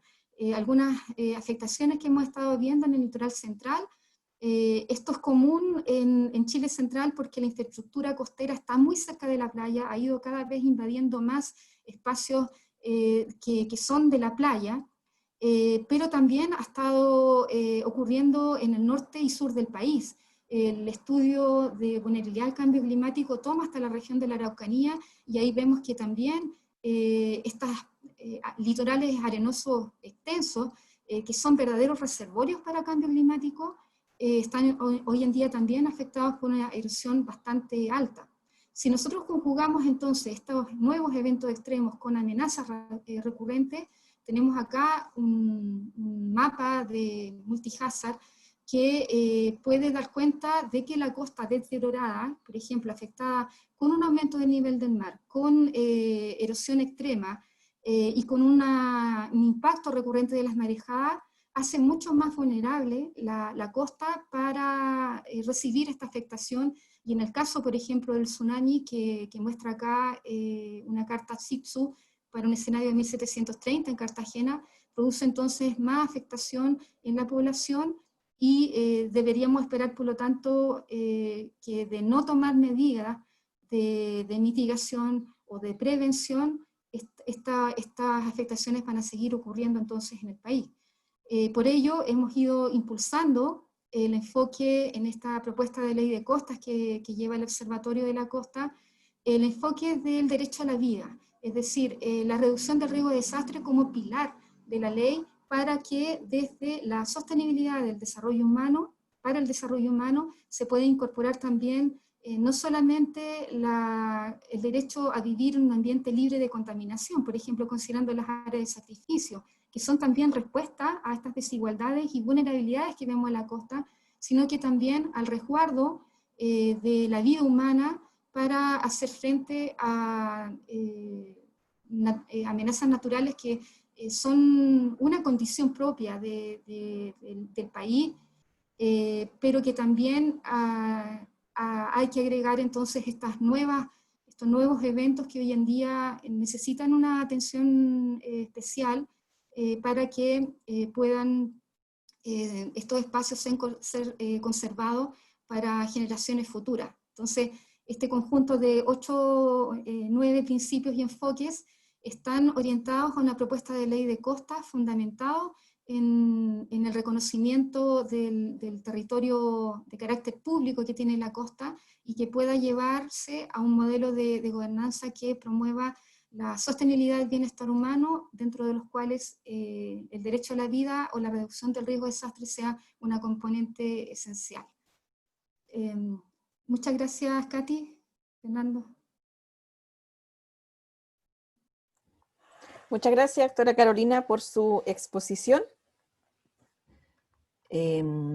Bueno, ahora voy a insistirles si tienen alguna pregunta para poder realizarles a los expositores, que puedan hacerle clic en el link que encontramos en el chat para que ellos, ustedes pueden hacer las preguntas y yo se las pueda formular a los profesores. Voy a dejar entonces a los 3 profesores que estén en línea, que si pueden activar sus cámaras, por favor, y sus micrófonos, porque vamos a dar comienzo a la ronda de preguntas.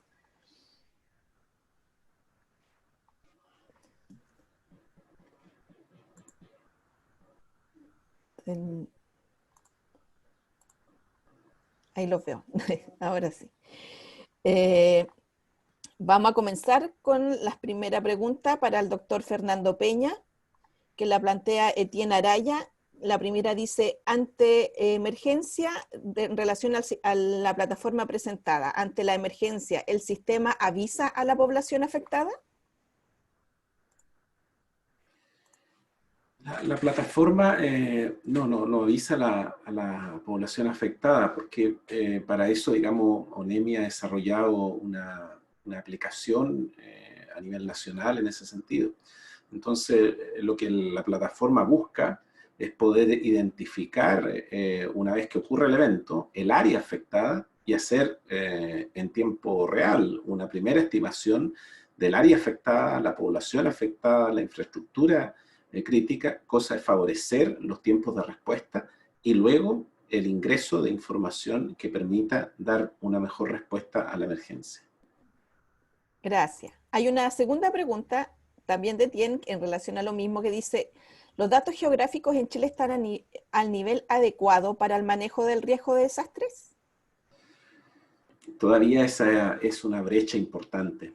Hemos avanzado significativamente, y en eso yo creo que las casas de estudio superiores del país, a lo largo del país, han aportado significativamente, pero todavía es una brecha importante en cuanto a tener información de calidad, y esto se hace aún más presente cuando hablamos de espacios rurales, y cuando hablamos de espacios más alejados, más distantes de los espacios metropolitanos. Tenemos todavía mucho que avanzar en esa línea. Gracias. Y la última también de Etienne, que dice, el manejo del aviso de las emergencias, ¿cómo esto se automatiza de modo de tener una coordinación entre los distintos actores, bueno, y la población? Claro, eso es lo que buscamos, ¿cierto? Que en el momento en que la emergencia se genere, la información que va a empezar a disponer el municipio puede estar disponible en línea para lo que es ONEMI.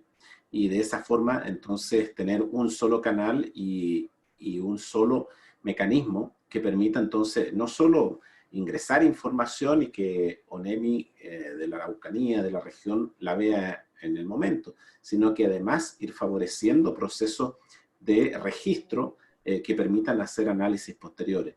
Esto busca entonces que la información sea manejada por los entes que van a conformar, ¿cierto? El encargado de emergencia comunal, el comité de emergencia comunal, el comité de emergencia regional y luego la oficina regional de emergencia. Ok, hay otra que la hicieron ahora, la estoy revisando. Dice, de Mónica Ávila, ante una situación de incomunicación de proporciones por un evento de desastre, ¿existe algún instrumento de planificación territorial? Lo que estamos buscando con esto, precisamente que la eventualidad que no se posibilite o que no se disponga de información por internet, no se disponga de teléfono, hay mecanismos hoy día de emergencia como por radio o teléfono satelital. Y lo que busca la plataforma es que ese primer reporte por parte del encargado de emergencia comunal indique se cumplió escenario mínimo, se cumplió escenario medio. Con esa información ya ONEMI va a poder entonces desplegar en la plataforma y poder saber qué significa ese escenario medio. Ah, mira, ese escenario medio significa que esto abarca 3 poblaciones de la comuna, que estas poblaciones tienen tal población, que la población tiene tal característica, que tiene tal infraestructura crítica, y por lo tanto, desde ese momento, favorecer inmediatamente una respuesta mucho más adecuada por todo el sistema público para favorecer, ¿cierto?, la resiliencia de la población. Ok, gracias, don Fernando. Ahora hay una pregunta para el doctor Vicente Sandoval, que dice, en relación a lo planteado al final de su exposición, las personas con menores ingresos son más propensas a los riesgos, ya sea socionaturales o antrópicos. De acuerdo a su percepción con el COVID-19, ¿está ocurriendo ello? Se lo consulto, dado que en Chile el ministro de Salud comentó que eso no era de esa forma. Ok, bueno, el COVID y toda la crisis que está trayendo es un desastre.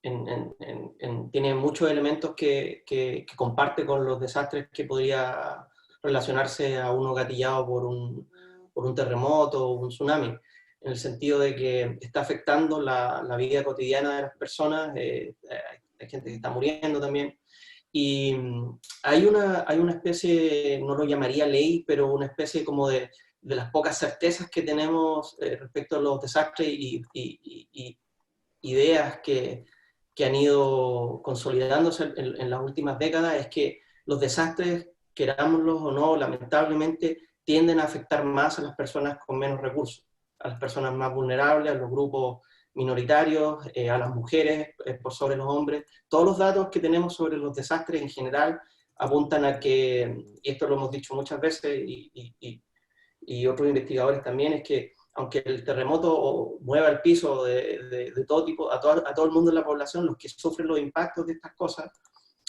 son las personas que no tienen redes de apoyo, la gente que pierde su trabajo porque es muy precario, es muy frágil, el tipo de vivienda también, la calidad de las viviendas generalmente, y como lo mostré en la presentación, tienden a ser más precarias en estos lugares, y por ende eso es así. Y con el COVID no tenemos datos porque es un desastre lento, en desarrollo. Estamos tratando de levantar información al respecto, pero todo parece indicar que va a ser la misma tendencia que otros desastres. Efectivamente, el virus es capaz de moverse por todos los niveles socioeconómicos y por todos los lugares, pero aquellos que van a poder acceder más fácilmente a la salud, más fácilmente a los tests, más fácilmente a medidas de la gente que se puede quedar en la casa. ¿Quién se puede quedar en la casa? Generalmente la gente que tiene la posibilidad de hacer teletrabajo. Para eso necesitas tener comunicaciones, son ingresos, y finalmente el desastre se va a ir decantando de cierta forma, o sus impactos en las personas con menos recursos. Es cuestión de tiempo que empiecen a aparecer los datos y que empiecen a aparecer los recuentos de los impactos, de las cosas que no se registran, que es lo que yo mencionaba al final. Y lo más probable es que vamos a ver la misma tendencia que en todos los desastres, pero con el COVID, que va a afectar más a las personas más vulnerables, con menos ingresos, etc. Gracias, Vicente. Y hay otra pregunta que dice, ¿cuáles han sido los avances en Chile desde el punto de vista del cambio climático y el aumento de los desastres naturales que ya hemos visto durante los últimos años?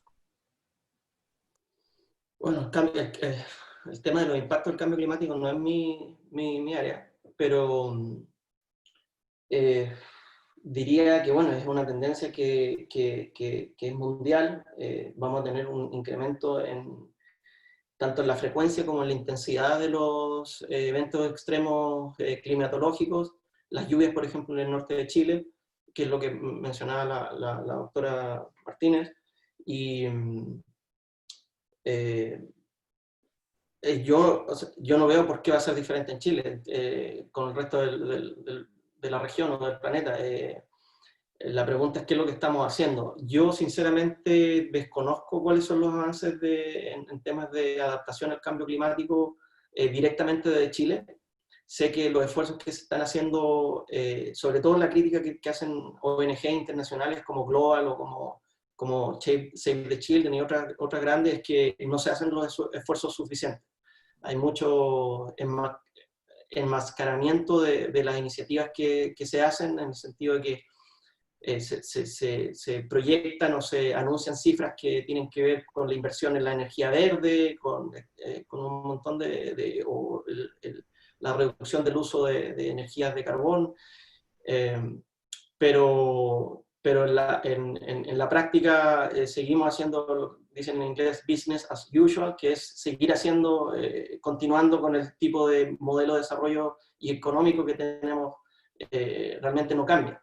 Seguimos explotando la naturaleza de la misma forma. Quizás estamos frenando un poco, pero seguimos haciéndolo. Y eso es, seguimos haciéndolo de forma excesiva, me refiero. Y no veo por qué vaya a ser diferente en Chile, por lo menos yo no he escuchado nada al respecto.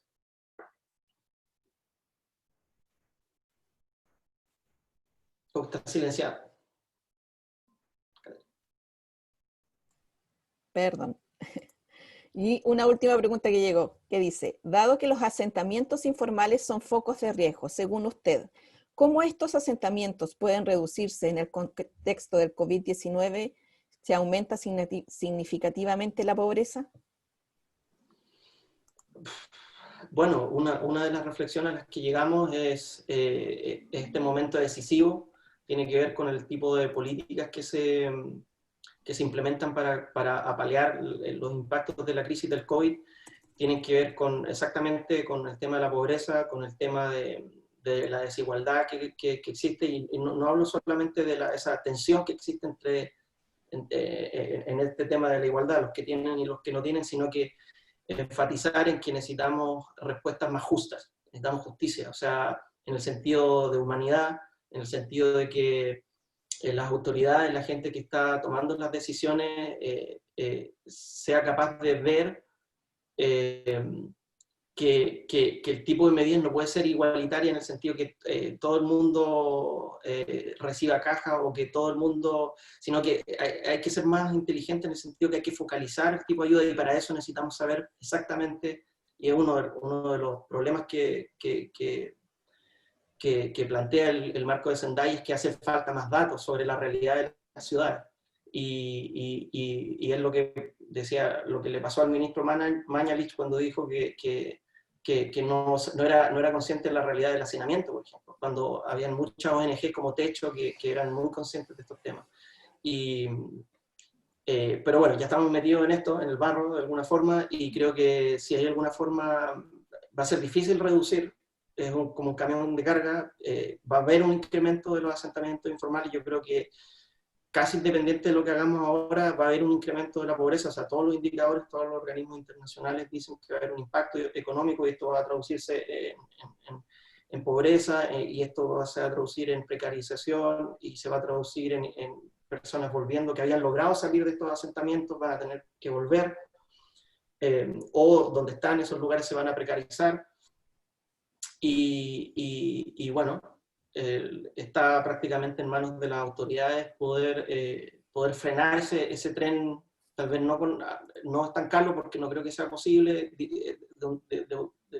de noche a la mañana, pero es algo que debería estar en manos de ellos, y bueno, los académicos tenemos también esa labor de poder ofrecer alguna alternativa, y eso es lo que nosotros planteamos en esa nota editorial. Gracias, Vicente. Bueno, para la doctora Carolina Martínez hay preguntas. La primera dice, ¿cómo se incorpora el enfoque multi-hazard y la simulación de escenarios de amenaza integrando la variable cambio climático en los instrumentos de planificación territorial? Uy, sí. Súper importante esa pregunta porque desde el punto de vista científico ya es una línea de investigación importante. En Chile estamos recién experimentando, principalmente en Sijidén, va a ser un foco de atención en los próximos años, ya se están haciendo algunas propuestas metodológicas, porque también el conocimiento que se tiene sobre el cambio climático y su impacto en la costa chilena lo hemos recién tenido el año pasado, en octubre del año pasado, cuando se entregó este estudio donde participaron muchos investigadores de CR2, de Cambio Global, coordinados por Patricio Winker, pero es algo que no sabíamos desde antes. Nos empezamos a preocupar un poquito tarde, porque si bien las marejadas venían de 2015, habían unos indicios que ya se venían estudiando de manera incipiente, pero no de una manera tan interdisciplinaria como lo estamos haciendo ahora. Entonces, sabemos que en 10, 15 años más el aumento del nivel del mar va a ser un problema para Chile. Sabemos que el ciclo sísmico es un problema, pero que hoy no tenemos una salida a los mapas de riesgo que tenemos hoy en día. No sabemos cómo se va a articular eso, un instrumento, por ejemplo, que pueda apoyar un plan regulador o un instrumento de planificación territorial. Entonces, los próximos años van a ser súper importantes, tanto para ciencia en Chile, como para después vincular a la toma de decisiones. Está, ¿cómo se dice?, en desarrollo. Todo eso porque es un desafío para ciencia y es un desafío para la toma de decisiones.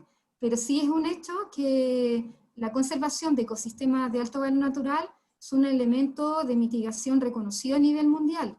Hablamos de soluciones basadas en la naturaleza, hablamos, como decía Vicente, de una oportunidad también de hacer reactivación verde, y todo lo que tenga que ver con sostenibilidad va a ayudar a reducir los impactos, mientras avanza en lo científico y en lo práctico.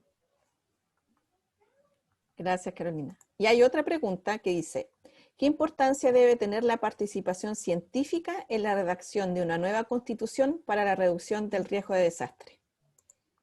Bueno, muy importante. Nosotros estamos también empujando el carro desde el observatorio, que es una plataforma técnico-científica que nos vincula a muchos científicos,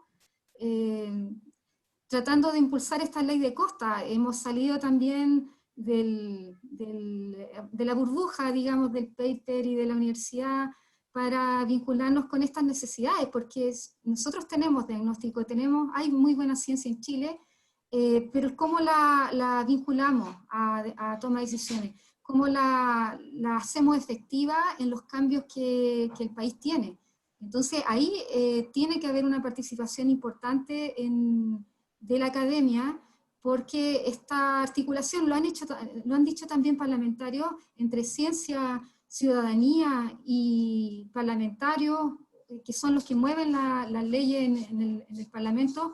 Es un triángulo poderoso. Nosotros lo hemos estado ya realizando a través del Observatorio de la Costa, vinculando ciencia con comunidades, para poder hacer esta ley desde las bases. Pero necesitamos más fuerza aún, que este sea un objetivo también compartido por la ciencia en el país, a nivel de núcleos regionales. No solamente sigamos con el centralismo que caracteriza a Chile, ¿cierto? No que este grupo de científicos estén en Chile, promoviendo algo cuyo impacto está en territorios súper alejados. Entonces es súper importante que esto sea una meta mancomunada, y por eso estamos también haciendo la invitación a regiones y a nuestros colegas también de las universidades regionales, para que se pueda hacer también una participación mucho más efectiva y este cambio sea una realidad. Así es. Bueno, les queremos agradecer a los expositores por esta oportunidad que tuvimos de poder conversar un poco más en la conmemoración del Día del Riesgo de Desastre. No sé si quieren hacer algunas palabras para finalizar cada uno de ustedes para ir terminando ya este seminario. Dejo la palabra a Carolina, primeramente para ver si... Bueno, yo solamente agradecer esta instancia que es muy importante para Chile.